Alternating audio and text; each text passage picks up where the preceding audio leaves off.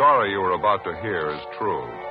The names have been changed to protect the innocent. Fatima Cigarettes. Best of all, king-size cigarettes brings you Dragnet.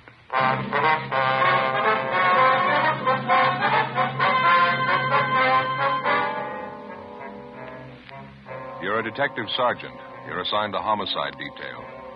A 40-year-old mother is found murdered in the bedroom of her home. The body bears the marks of a savage attack with a knife. The killer showed no mercy. Your job? Get him. See the difference.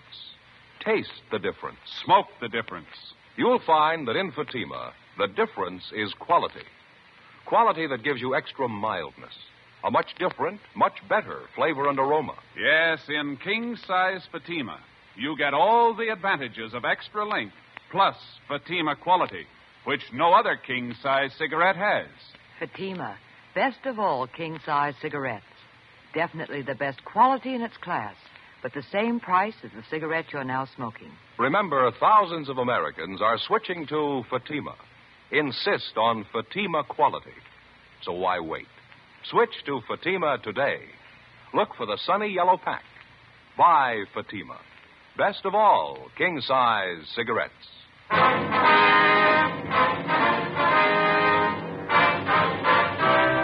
Dragnet, the documented drama of an actual crime. For the next 30 minutes, in cooperation with the Los Angeles Police Department, you will travel step by step on the side of the law through an actual case transcribed from official police files. From beginning to end, from crime to punishment, Dragnet is the story of your police force in action.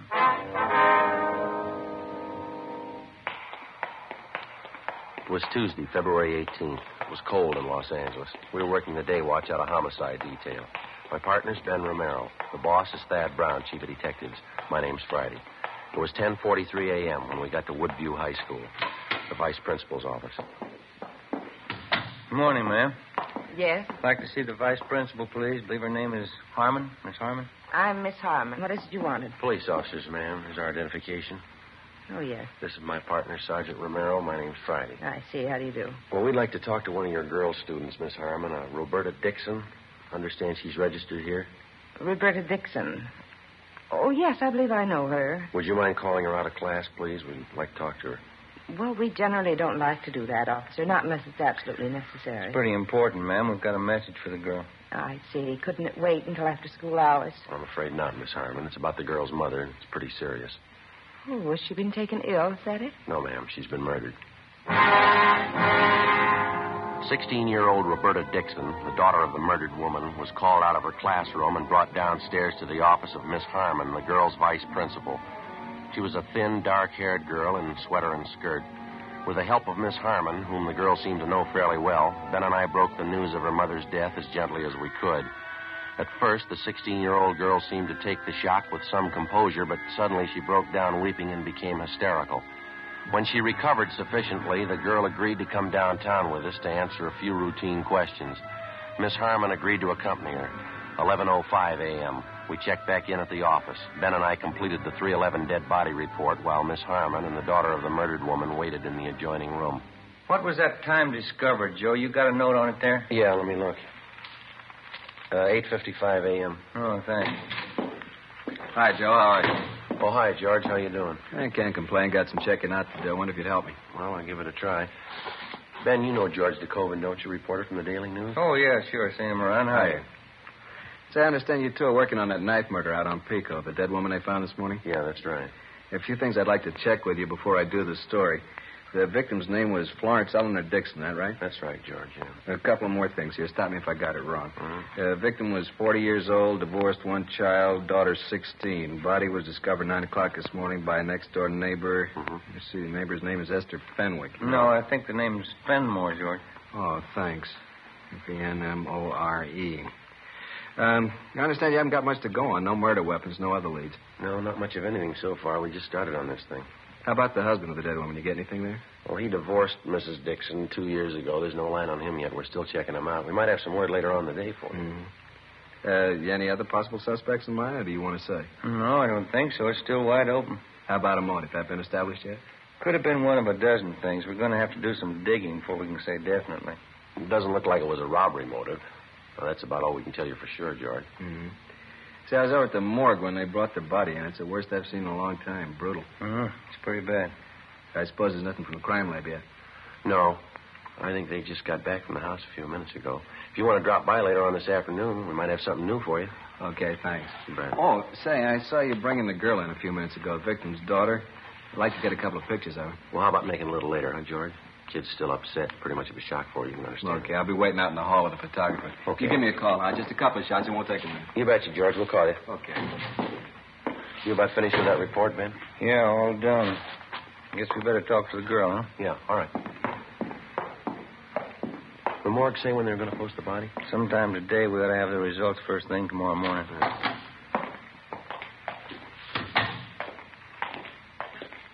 Miss Harmon? I think she's a lot better now, Sergeant. Roberta, the officers would like to talk to you a few minutes if you feel up to it. All right. Who killed my mother? Have you found out?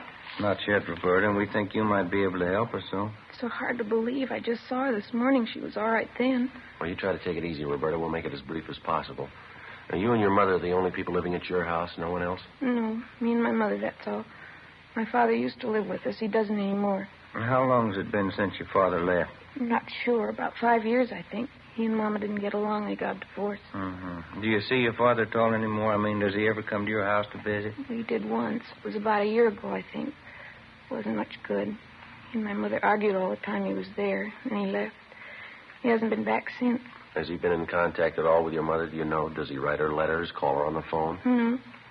The last time was when he came to our house. I haven't heard anything about him since.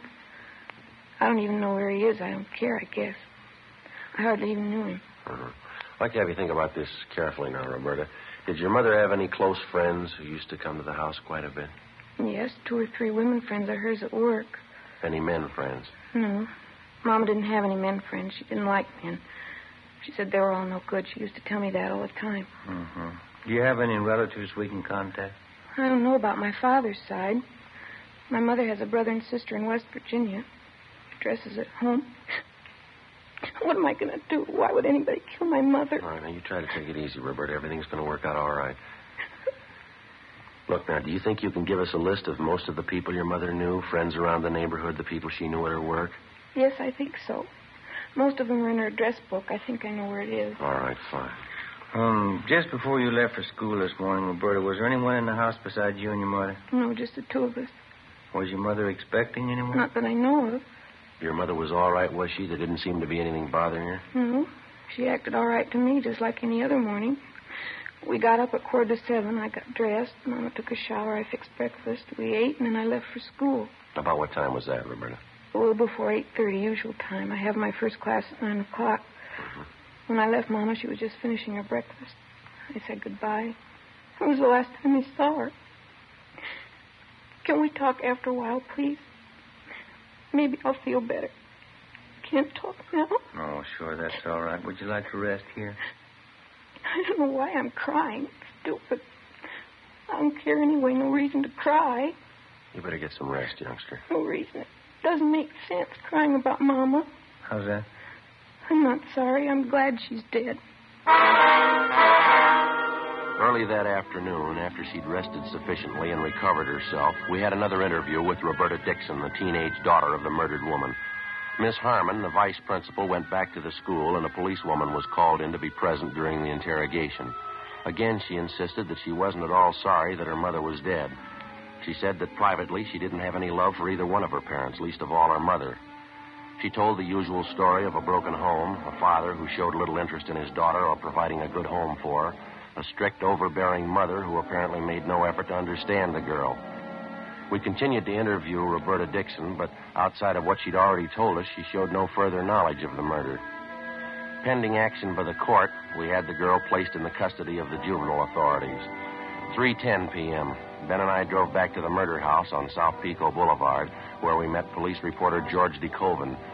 Together with Brian and Ortiz, we continued our preliminary investigation. We rechecked the immediate area of the Dixon home and talked again with the neighbors. We failed to come up with anything new. 4:25 p.m., along with the reporter, George DeCoven, Ben and I went back to the murder house. Well, I don't know. It doesn't seem to jive that time of morning. It's possible, though. What's that, Joey? Prowler. Might have been it. You think so? No, we've already run that down. Yeah? We checked communications. There's no recent complaints about anybody prowling the neighborhood. We talked to the neighbors, too. No indication of it. No sign anybody tried to break in here, either. Got me. I can't figure it. And Dixon woman sure kept to herself. Lived here 11 years, and we can't dig up more than half a dozen neighbors who really knew her. Yeah, business with her daughter, too. It sure stacks up pretty strange. Didn't the crime lab crew find anything this morning, Joe? No, nothing great. A jacket, a pair of shoes with a few stains on them. Took them in to run a benzodine test. That's about the size of it. Sure a slow start. Yeah. I expected a little more from the neighbors. So did I. You know, it'd be different if the thing happened in the middle of the night. According to the daughter, it must have happened at least after 8:30 this morning. Now, if the killer got in the house after that, you'd think somebody on the block would have noticed it. Neighbors close by on either side. How about checking out in the yard and back? I didn't get too good a look around this morning. Well, there's nothing more to cover in here. Crime lab's been all over. Yeah, how about where this Mrs. Dixon worked, Joe? Anybody tag base there? Yeah, Tommy Bryan did. Hotel down on South Grand. She worked in the linen room. A couple of people she knew there, they couldn't tell him anything. How about some of her other friends? No, nothing yet. We're still checking. Go ahead, Joe. Thanks. Oh, it's a big backyard. Kept it nice, didn't they? You want to check alongside here, Ben, with the house? I'll give the back of the yard a look, huh? Yeah, okay. Well, Good-sized garage, huh? Pretty hard to find them like that anymore. Pretty good-sized lot, too. He sure must have worked at keeping it up. There's not a weed on the place, is there? Yeah. More you can say for the neighbors. Yeah. Have a look, George, down here. Huh? Flower bed here. 2 little mounds of dirt. You see them? Oh, yeah. The ground looks like it's been recently turned, wouldn't you say? Fairly recent. I wonder what that's supposed to mean. Yeah. Oh, small wooden crosses pressed down in each one of the mounds. Queer one, huh? Looks like a couple of small graves, doesn't it? You want to reach me that stick over there, George? Oh, yeah. Here you go. Thank you. Have a look here. nice. Nothing on my end. How are you doing? What's this? Oh, we're not sure ourselves. Wait a minute. Uh-huh. What is it? Wait a minute. Yeah, all right. There you are. A bird. Little canary. How about that? Hasn't been buried long. Look here. Look at the breast. What do you think, a knife? Could be. Sharp instrument of some kind. Just a minute. I'm going to try this other mound here. Wait a minute, Joe. Yeah. It's another one. Yellow canary, same thing. Look at the breast.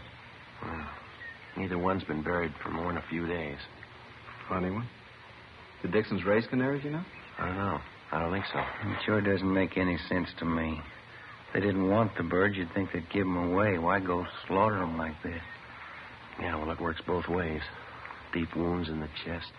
Some kind of sharp weapon. Yeah. The Dixon woman. She died the same way. 4:35 p.m. We took the 2 canaries, wrapped them in paper, and brought them downtown to Lieutenant Lee Jones at the crime lab to be processed. He was still running tests on the stained jacket and pair of shoes which had been found in the house among the dead woman's personal effects. 5:15 p.m. We checked with the office, and then we drove over to Juvenile Hall to see Roberta Dixon. Apparently, she was in a much better frame of mind. I talked to Miss Harmon this afternoon, our vice principal.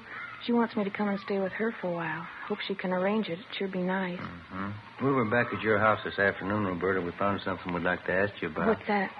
Well, do you keep any pets in your house? I mean, either you or your mother? Well, no, not usually. Why? Well, how do you mean, not usually? Well, we didn't up until a week ago. Mama didn't like animals. She didn't want them around. Mm-hmm. Then I got these 2 canaries. I bought them with my own money. I work after school, you know. I see. I bought a cage for them, too. My mother was mad when I brought them home. She didn't like any kind of animals. She kept preaching at me. She finally made me get rid of them. How'd you do that, Roberta? I got a knife and I killed them.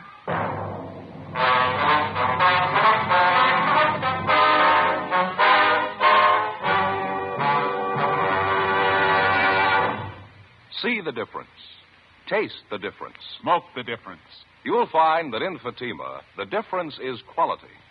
Quality that gives you extra mildness, A much different, much better flavor and aroma. Yes, in king-size Fatima, you get all the advantages of extra length, plus Fatima quality, which no other king-size cigarette has. Fatima, best of all king-size cigarettes. Definitely the best quality in its class, but the same price as the cigarette you're now smoking. Remember, thousands of Americans are switching to Fatima.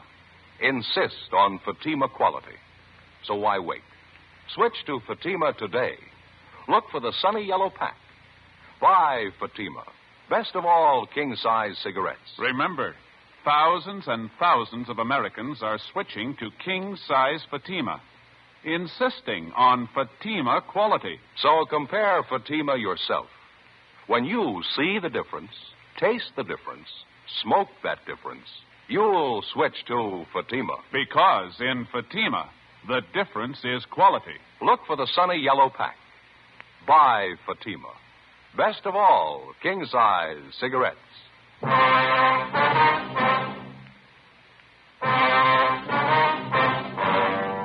February 18th, the Dixon girl was released to the custody of Miss Harmon pending action by the juvenile court, 9 p.m.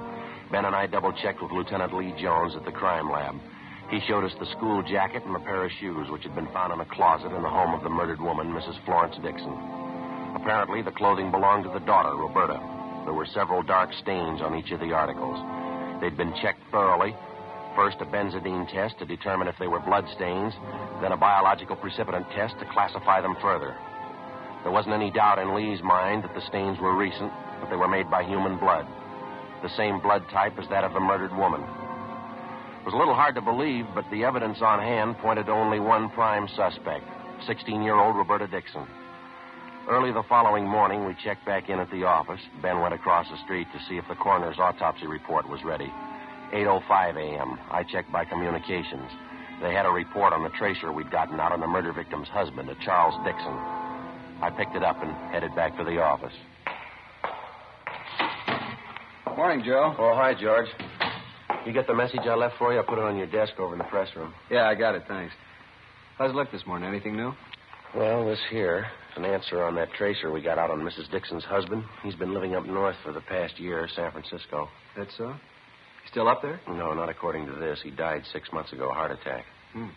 What do you figure? Well, there's not much choice. Joe. Oh, hi, Joe. Hi.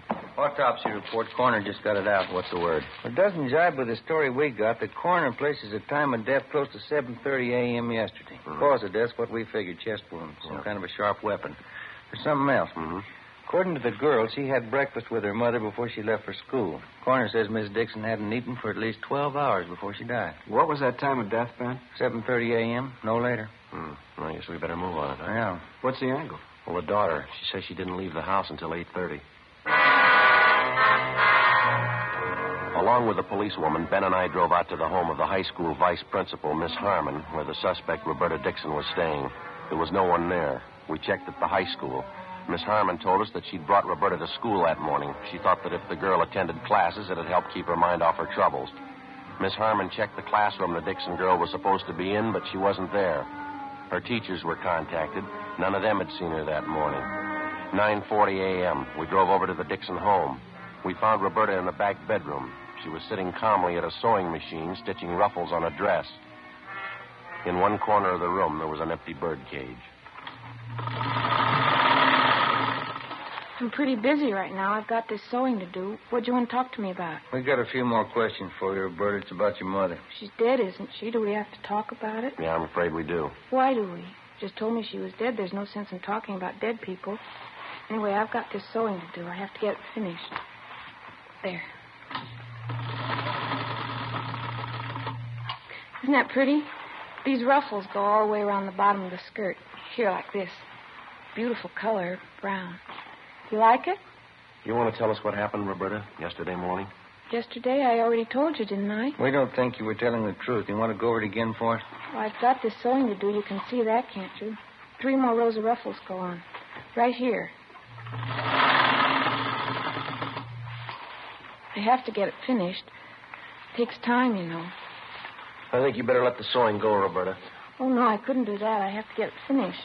Well, I'm afraid this is a little more important. I think you realize that. I went over the whole thing for you already. I told you everything. Wasn't the truth, you know that, Roberta. Why do you say that? Was it the truth? What do you expect me to say? That's up to you. You think I lied, don't you? That's stupid. I haven't got any reason to lie. Did you kill her, Roberta? What? Did you kill your mother? I told you everything already. That's just the way it was. Mama and I got up and had breakfast, and I went to school, that's all. I don't have any reason to lie. Oh, excuse me. Hello? Oh, hi, Fran. Yeah, I'm working on it now. It's going to be beautiful. What? Oh, no, that's all right, sure. Oh, thanks. Yeah, I'm all right. Look, can you call me back later? Yeah, I'll be here. Okay, honey, bye. I'm sorry, officers. My girlfriend, Fran. She's a good friend of mine. She can vouch for me. She'll tell you I'm not a liar. Do you own a pair of brown and white saddle Oxfords, Roberta? No, why? How about a school jacket? Green plaid? No. I don't like green. Brown's my favorite color. The green plaid jacket was found in the house here. It was stuffed back in the hall closet. It had your name stenciled on it. Oh, yeah. That old thing. I don't even wear it anymore. Look at that. Won't it be pretty when I get it finished? That jacket of yours, Roberta, they found bloodstains on it. On the shoes, too. Roberta? I already told you the shoes aren't mine. The jacket is. Why do you keep calling me a liar? Can't you believe me for once? Isn't it bad enough the way things are? Now, the last time we talked to you, you said you left the house at 8:30 yesterday morning. Is that right? Yes, it was around 8:30. Well, we got the report on your mother this morning, Roberta. The coroner says she died at 7:30, no later. That's stupid. How could he tell anyway? He can tell. He's a liar. Something else, Roberta. You told us you and your mother got up and you had breakfast together. Yeah, we had breakfast together. Why are you picking on me? You couldn't have had breakfast together. The time she died, your mother hadn't eaten anything for 12 hours. I guess you're going to say they can tell that, too. That's right.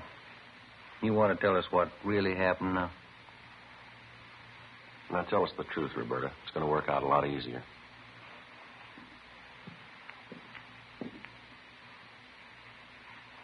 These are some of the toys I had when I was little. I saved almost all of them. My best doll. I had a lot of dolls. I loved them. Guess I still do. I love them more than her. You mean your mother? I wasn't fooling. I don't care if she's dead. She didn't mean anything to me. She never did mean anything. These are more of my dolls here. I dressed them all myself, every one of them.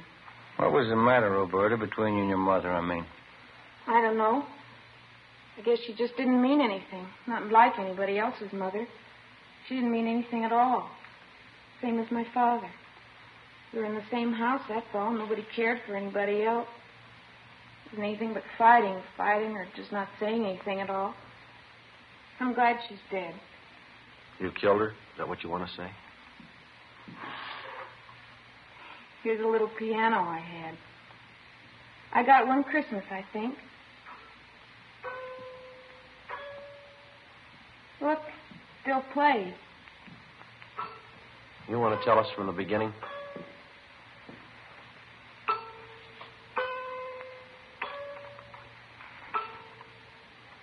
It took a long time.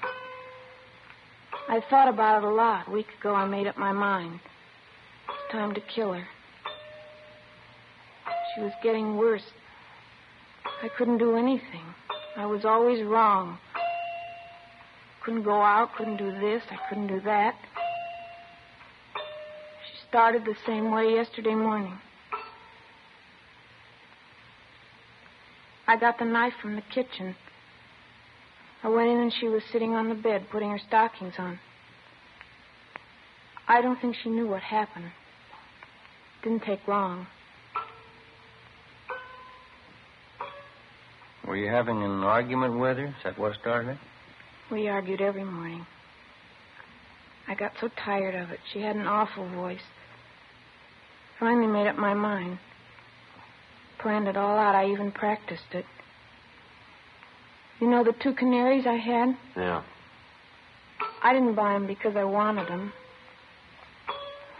It got to be cute, though. I felt bad about killing them. Why'd you kill him, Roberta? Practice. Decided to use a knife. I wasn't sure I knew how to do it, though, so I got the Canaries.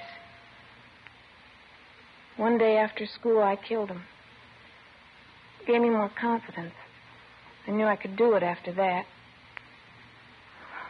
Poor little things. I guess I shouldn't have killed them.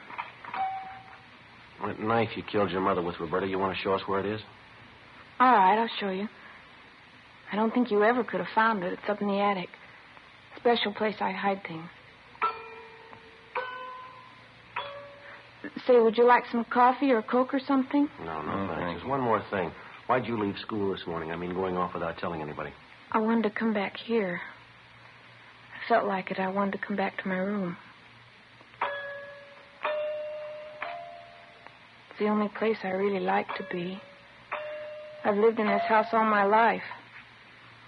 And this has always been my room. Toys I had. My dolls. Everything's here. Everything I have. My books. All my dolls. Yeah. I think we better be going, Roberta. We'll have to take you downtown. Yes, all right.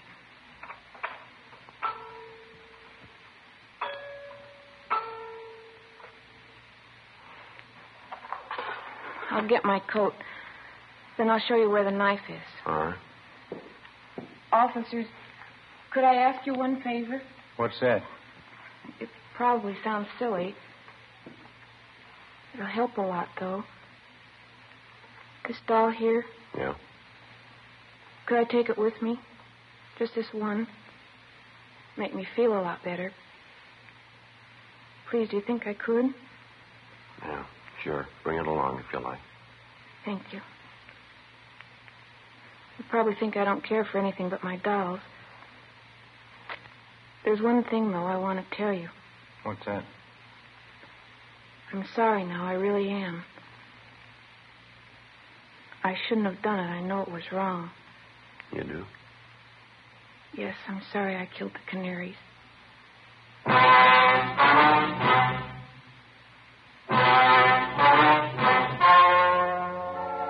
The story you have just heard was true.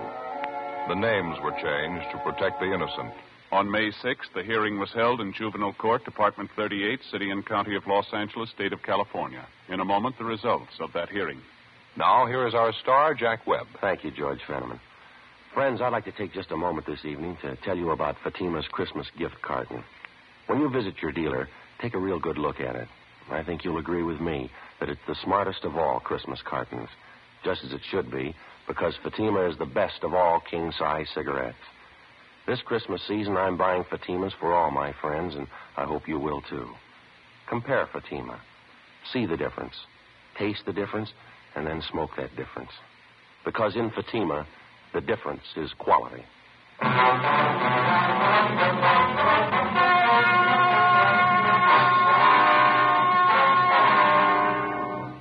At the hearing in juvenile court, Roberta Evelyn Dixon was found unfit to be handled as a juvenile and was certified to Superior Court as an adult. There, she was found to be criminally insane by 3 psychiatrists appointed by the state. She is now confined to a state mental institution where she is undergoing treatment.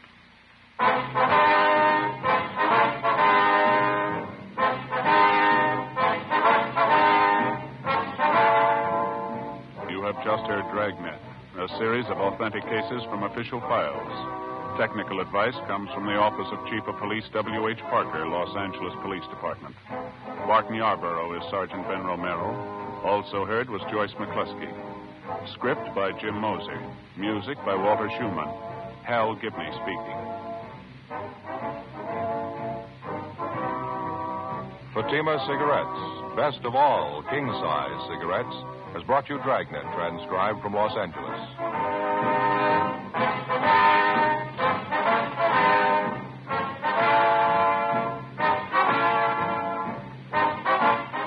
Counter Spy fights international intrigue next on NBC.